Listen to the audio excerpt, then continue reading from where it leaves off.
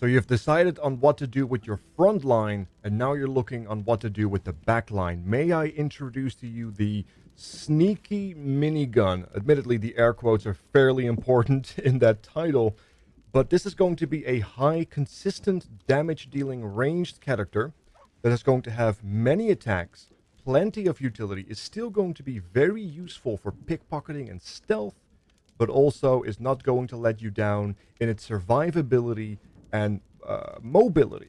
If you take a look at the items that I have, for example, or the results, I've got 23 AC on a rogue, no stealth penalty due to wonderful gear. Exotic material is very powerful, and I'm only still using the Hellfire hand crossbow and a +1 hand crossbow. That's all we really need. Maybe some AC from the boots as well is fairly important. Melee weapons do not really matter, and I'm still using the Shapeshifter boon ring as well because we have a permanent disguise self as part of one of our multi-classes. There's a lot of utility here. We'll go through it from level 1 to 12. Time codes will be in the description box below.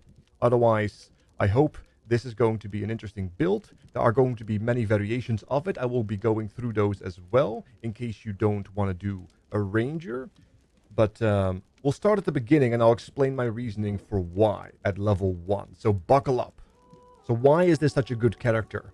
High damage, 5 attacks on round 1, 4 attacks on every subsequential round without the need for buffs, which means if you add buffs, it gets even crazier. The damage scaling is phenomenal, not only because we get the occasional sneak attack, but also the many hits facilitate many flat damage scalings from gear, but also perhaps from spell buffs, which we will have. On top of that, we will have incredible tank. 23 AC without trying is insane on a rogue. We're also going to have dexterity saving throw, maxed out pretty much with a dex +5 in the end, allowing us to mitigate a lot of AoE damage. And also we will have not 1 but 2 damage resists, on top of the utility from a rogue with bonus action disengage and dash and being able to reposition and everything. It is incredible. Now, on top of that, we will have utility, not just due to the increased bonus action and movement speed that comes with it with bonus action dash and whatnot, but also because we are a rogue that gives us a bunch of skills and expertise. We will be focusing on sleight of hand as well as perception. After all, sleight of hand allows us to not only pickpocket people, but also it will allow us to disarm traps, and perception will allow us to see those traps we are trying to disarm. It seems pretty mandatory. After all, how do you disarm something you can't see? Now, we are doing a rogue ranger multi-class. We will touch upon the fighter briefly as we level up, but until then, that's what to expect. We start off as rogue because we get a better distribution of skills to kick things off with, and we don't need medium armor until mid to late game, and we will get that from our multi-class no matter what we pick. So that is why we start off as rogue. In terms of abilities, we will do the following: strength 8. We don't use strength after all. Dexterity 17, which is our primary stat, so we're trying to get that as high as possible, which is 20. Constitution 16. We don't change this beyond 16 anymore. 16 is plenty of health for a rogue. This allows us to be super tanky in the early game as well, relatively speaking. And, well, dead people don't do anything, so this prevents death, which is good. Intelligence 8, Wisdom 15, which will facilitate inoculation against CC effects, but also perception will be buffed. And then a Charisma 8, because this is not our main character. We're not talking with him. There's no need for Charisma. If you, however, don't like this many 8s, I understand. Dump Wisdom, and then, of course, even out the scores you want to even out. But I'm going to go with the 15 on the Wisdom, and this is without Auntie, with the +1 from the Auntie. So if you are a less of a good person, you can perhaps figure out a better distribution with having more points available. Speaking of what is available, we are going to be, of course, speccing into acrobatics to prevent us from being knocked prone and all that good stuff. We're going to get stealth because we are a rogue. Investigation is a good alternative because we don't really talk to people on this character, so there's no need for insight, intimidation, performance, or persuasion. So we have an extra +1 skill that we don't really know where to put. Now, I'm just going to put that in insight because it is a positive number. And in terms of expertise, we are picking up sleight of hand and we're picking up perception just to facilitate the spotting of the traps and the disarming of traps, as well as sleight of hand checks for disarms as well as pickpocketing.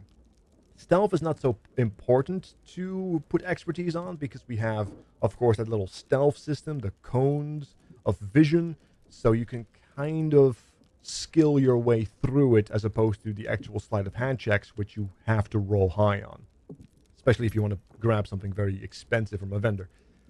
But that's neither here nor there. So this is level 1. So let us dive into level 2 and beyond. It's going to be pretty straightforward for the first few levels, because the first few levels are simply going to be Rogue. Rogue 2 is going to give us Cunning Action, Hide, Dash, as well as Disengage, which is mandatory. So we'll accept that and we'll go to level 3. Level 3, we have to make a decision. Arcane Trickster is the default subclass for Asterion. You could go Assassin if you want to do more alpha strikes, but mind you, some fights don't last for one round, and then you're going to fall off in subsequent rounds immediately. However, with Thief, you're going to have a additional action through the incredibly powerful Fast Hands trait in the first round, as well as every round after. So I find Thief not only really good in the first round, but also very good in every subsequential round, where Assassin is only really, really good in the first round. Henceforth, I'm going Thief, and we're going to use Fast Hands to its max potential. It's incredibly powerful, because not only can you use any bonus action with this, you can also use every attack bonus action with this, which is insane for the record. It essentially gives us a level 3 rogue with a pseudo extra attack already. It's insane. At level 4, you could already switch to ranger or even fighter if you wanted to. We, however, are simply going to get rid of the level 4 rogue level for the attribute, so we don't really have to think about it. I'm buffing up my dexterity, and of course you have your wisdom. You could maybe find a half feat if you had Auntie, and you had wisdom pushed already, or maybe even your dexterity pushed already. You could maybe find a half feat. Maybe you had dexterity 18. You could have maybe, and you wanted to bump wisdom. You could do resilience, get the wisdom saving throw maybe. There's some good half feats in there, and I imagine that they will add other half feats in the future as well. So it's entirely up to you what you want to do with that. But I have decided to go with dexterity 18, wisdom 16, fighting ability improvement at 4. Like I said, if you find things in the game, you have to adjust your build accordingly, right? This is about a template, a guide, not the rule of law. At level 5, you would get Uncanny Dodge, but we are going to switch into Ranger. Yes, Fighter is a really good alternative. The Combat Master subclass works really, really well with the Thief Rogue. It's incredibly powerful. You still get the fighting style, you get Action Search, you get even Second Wind, and of course all the trick shots from Battle Master, like Disarm Attack, which is incredible. However, if you have seen my Karlach video, I'll put a link below. It seems to be very much enjoyed by many of you. I already have a Battle Master, and I wanted to have something different than something I already had in my first playthrough. So I went with Ranger, and there's good reason to go Ranger, because remember, we have many, many attacks. And a Ranger gets something that will buff that through a spell, but also, if you remember, I have a specific piece of item that gives me better skill checks, and for that I need to have a certain thing active. Luckily enough, the Ranger at some point gets a ritual cast we are going to leverage for that. But for now, at level 5, we are only a level 1 Ranger, so we are going to pick a favorite enemy. It's not really all that important which one you pick here. If you take Bounty Hunter, remember that you get proficiency investigation, so you may have to respec your original proficiencies a little bit. But other than that, you can choose whatever you really want. I wouldn't recommend the Ranger Knight unless you really want proficiency in history, which is useful. Bounty Hunter is okay if you are planning to use Ensnaring Strike as well, which we do get access to. So maybe we should just respec the original trait and then just get a useless talking trait, or maybe Insight and then get proficiency, which does kind of make sense. But it's just pick your favorite. You can also get proficiency in Religion and Sacred Flame, although be wary, the cantrips from different sources may not always work with the actual traits you, or at least the attributes you have. However, Sacred Flame, I believe, comes from the Cleric spell list, and we have a acceptable Wisdom. So you could take Sanctified Stalker if you would want to. I'm going to go with Bounty Hunter, because I want to get that proficiency and the Ensnaring Strike for some utility later in the game. Now, we are going to do Natural Explorer, This is where you can get 1 out of the 2 damage resistance we're going to get. Beast Tamer is kind of mediocre unless you want familiars. Urban Trekker is okay if you had not yet picked up Sleight of Hand, which we obviously have. But also, cold resistance, fire resistance, or poison resistance is incredible. If you're a tiefling, you probably already have fire resistance. So you can pick up cold or poison. I'm going to pick up poison because I find that a lot of traps have poison related to them. So we're picking up poison to start things off with, and in terms of ability and skill proficiencies, we're going to get the investigation from the other trait and survival as well, which is very, very nice. So you can kind of make your own little skill monkey that way. You can also change your stuff over there, I believe, depending on what you prefer. But I already have the most important one, so it's pick your favorites. At level 2, we're going to get spells and we're going to get the fighting style. Now we're planning to use the hand crossbows, so we're going to go with the archery. +2 to range attacks is insane. We're going to get so much value out of this. This is probably one of the best fighting styles in D&D, just period. It's insane. In terms of spells, we are going to pick up Hunter's Mark. Now we're going to exclusively attack with weapons, and this is going to give every attack we make against a marked creature a 1 to 6 bonus damage, so an average of 3.5, right? Now we're going to have 4 attacks if we already have put up the Hunter's Mark, which also, unfortunately, does take a bonus action, but we also got a bonus action from our teeth. So we can actually still, on that first round even, apply the Hunter's Mark at 4 attacks, and on every subsequent round get just the regular 4 attacks on our Hunter's Mark. And because as long as we keep concentration on the spell, we can cast it once and we never have to recast it again at the cost of a spell slot. We can just recast it through the special bonus action you get after casting a spell such as Hunter's Mark. If you've done so before, you know what I'm on about. But it won't have to you won't have to use another spell slot unless you lose concentration on it. It's incredibly, incredibly good. Now, on top of that, you can take the Ensnaring Strike if you want to really ensnare a target. Could be a lifesaver. On top of that, Enhanced Leap can be very, very useful. After all, it allows you to get into those difficult to reach places to maybe unlock a gate or maybe try a favorable position to start combat with. It might be very useful. On top of that, Long Strider is a really, really good one to pick up early because this can be cast as a ritual, which gives you yourself permanent movement speed, but you can also cast this permanently on every other member of your team. So for the entirety of the game, or at least until your long rest, you will have increased movement speed by 3 meters, which is insane for the record. So if you don't have a support character, I would strongly recommend picking up Long Strider, because like I said, it's a ritual cast and it does not take concentration. This is just permanent until you long rest. It's insane. You could also pick up maybe some Cure Wounds or maybe even a Fog Cloud to block the rangers from doing damage to your team. Just be wary of it. It does sometimes bug out the AI and they stop moving. But yeah, we'll pick up Long Strider if you don't have another source of it. I do have a Bart, but it's what it is. We're showing you how to build this character, and I don't know the rest of your team composition. Alright, now we're getting into the good bits. We're going to get a subclass for the Ranger. Beastmaster, not really what we're doing. Hunter is okay if you want more consistent damage due to Hunter's Prey. I think it's Colossal Slayer. Yeah, Colossal Slayer is like once per turn your weapon attack does 1d8 damage extra, which is nice. We are, however, going to go with Gloomstalker. Now, Gloomstalker only gets damage benefits from that first round, unlike the consistent damage from Hunter's Prey, from Hunter.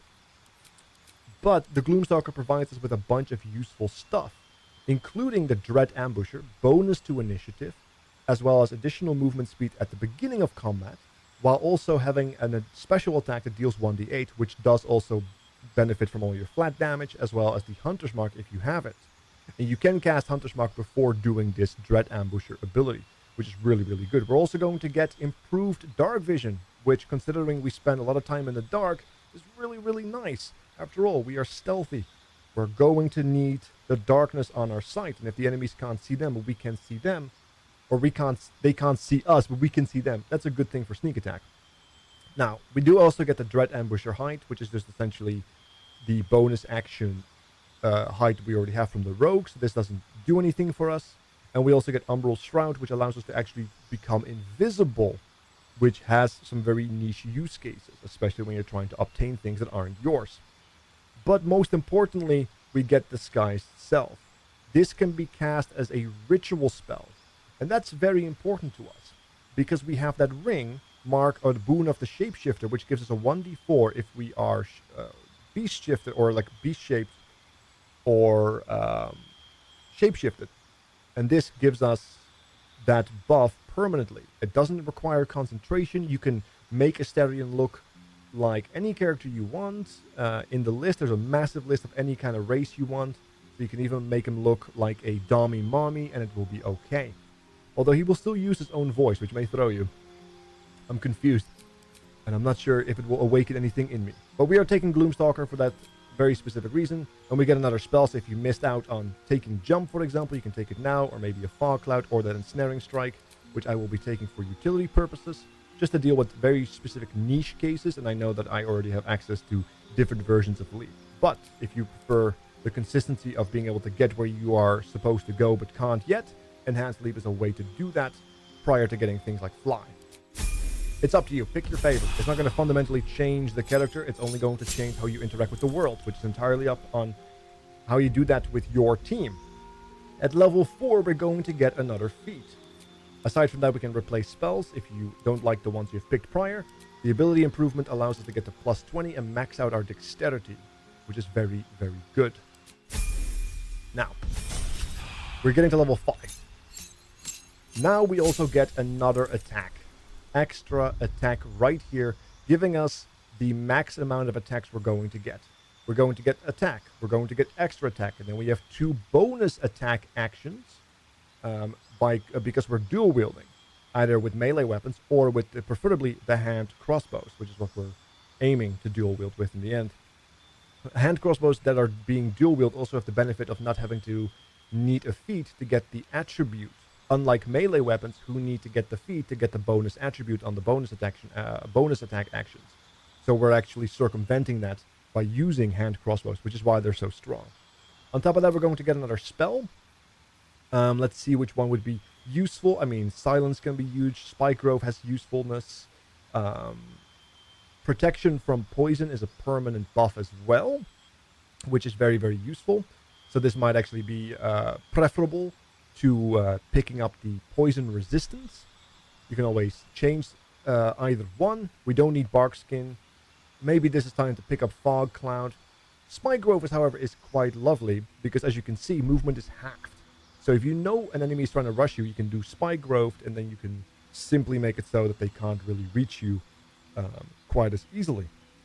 However, mind you, it does take an action, and it does require a level 2 spell slot. So I'm not really a big fan of it. I typically just take things that might come in handy, depending on these situations. So I'm going to pick up Fog Cloud here, and maybe I can bug out the AI or block the AI from shooting me altogether. We're going to get a range of level 6. We're going to get another pick right here. Now, we went with Bounty Hunter. Now we're actually going to go with maybe Mage Breaker.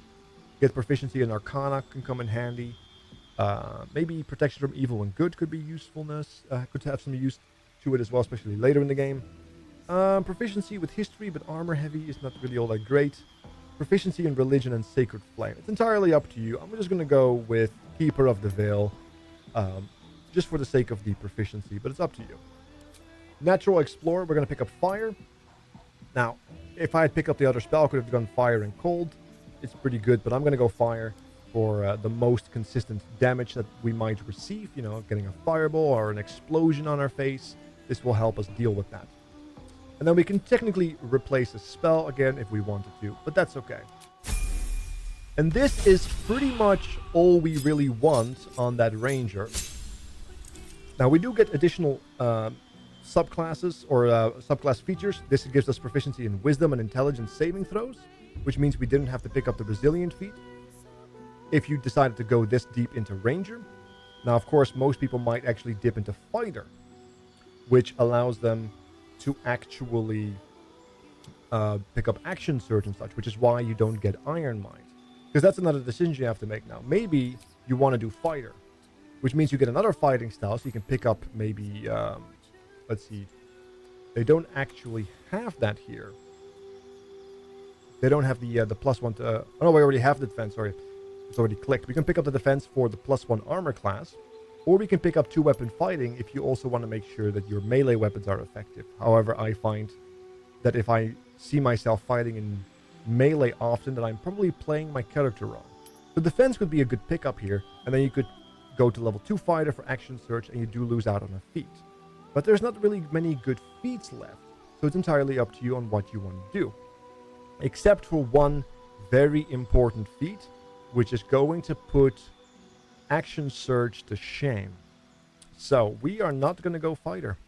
We're going to pick up the most powerful feat in the game in just 2 more levels. You can also pick it up earlier if you want to, if you have the hit, but it's entirely up to you.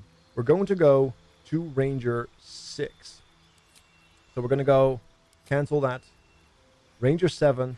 We're picking up another spell. Pick whichever one you want. Maybe you want to talk to animals. Maybe you want to just silence cones people. It's up to you. Maybe you want to get lesser restoration. You never know when you need it. Up to you. Change them however you see fit. And then at level 12, you're going to get not only another class feature, which is nice. Difficult terrain no longer slows you down. So if we want to get into position in unfortunate environments, we can. But we're also going to get the most powerful feat in the game, arguably. Now, maybe I should have picked this up on 8. It probably would have been preferable, but you would have lost out on the 20 dex. So you lose out a little bit of 2 hit and 2 damage. It's entirely up to you if you're willing to deal with that, depending on the gear. But the most powerful... Where is it? Where is it? Sharpshooter. There it is. Sharpshooter is insane. Look at the first line. Your ranged weapon attacks do not receive penalties from high ground rules, which is insane, because you know that most enemies will be on high ground. As well as you can take a -5 penalty to your attack roll and then get 10 bonus. Now, mind you, this works on every shot you take, and we have 5 shots on turn 1 and 4 shots on every subsequential turn, assuming we don't use Hunter's Mark, which we can add on top of that as well and get even more hits. So this allows us to skill ridiculously well. I should have picked this up on level 8.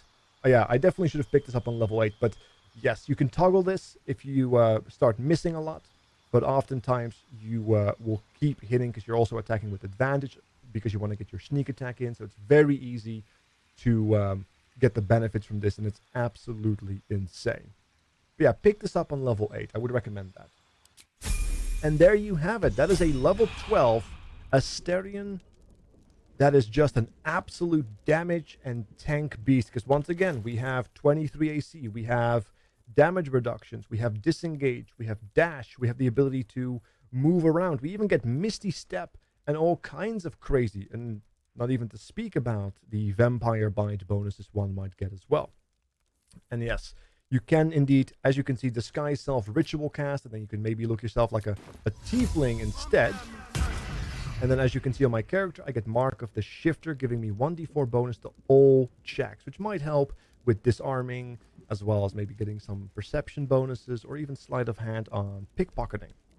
It's entirely up to you. Like I said, I've built this character for damage, as well as utility, and it has been incredible.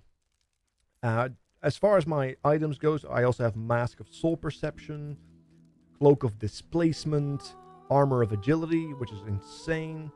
Dark Justicar Gauntlets for the necrotic damage and the saving throw, although not as important. Evasive Shoes for armor class and acrobatics. I do have picked up Knife of the Undermountain and Justicar's Scimitar. They don't do anything because I'm not really attacking with them. Hellfire Hand Crossbow +1. Smuggler Ring, Shapeshifter's Boon, and of course the Silver Pendant for guidance as well, because sometimes I'm moving away from my party to sneak. And now I can cast guidance on myself automatically with this pendant. But you can also just pick up a damage pendant and just do even more damage. It's entirely up to you. Now, you can use different hand crossbows, like the Fire Stoker. If you have fire on your team, this gives you an additional 1d4 on every bonus attack action, which is really nice. I'm just using a +1. I haven't found anything better yet. And yes, it does beat weapons like Countermail, which are phenomenal, but fail to keep up in damage compared to all the other stuff. So, hope you enjoyed this build. I very much enjoy it. Go forth, let me know how you would change it. And I'm curious to see what you guys have done with your Asterion. But I find it very difficult to beat, to be able to attack so many times and still provide this much utility and being so tanky. It's insane. Anyway, thank you so much for watching. Have a good night. Take care. I'm out.